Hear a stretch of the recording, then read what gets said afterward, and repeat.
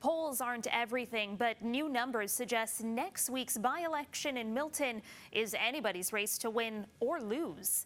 Bonnie Crombie's Liberals now just 2 points ahead of Doug Ford's Progressive Conservatives. This is, of course, a by-election, so it's not going to change the government, but there is still a lot at stake in the result.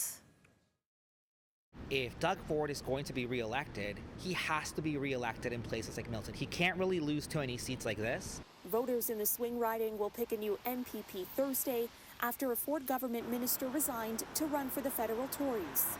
The Liaison Strategy Survey has a margin of error of about 5 percentage points, meaning Liberal candidate Galen Naidoo-Harris and PC candidate Zee Hamid are in a virtual deadlock.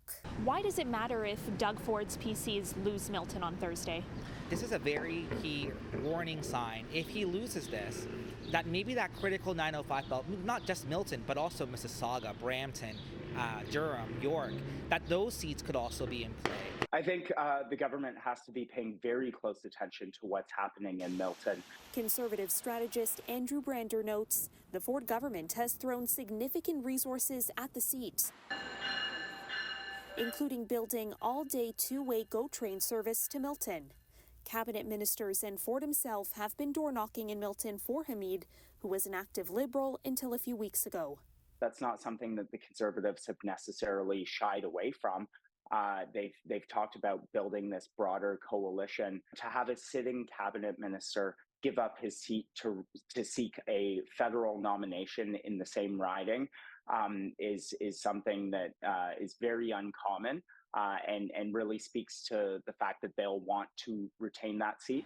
For Bonnie Crombie, the by-election will be a key test of her leadership and whether it was the right call for her to opt out of running in Milton, where she could have gained a seat in the legislature to hold the government to account. Bonnie has been clear from day one. She has a mandate to rebuild this party. Liberal strategist Andrew Perez says the party's political fortunes have been improving since unexpectedly winning 2 by-elections in the last year.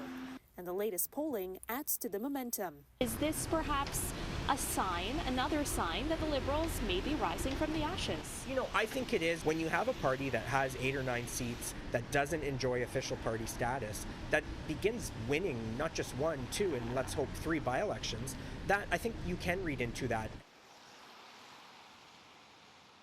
Consistently, we've been seeing in the polls and surveys being released not just by Liaison that the Liberals are in second place. And that is also not good news for the NDP, who formed official opposition in the last election.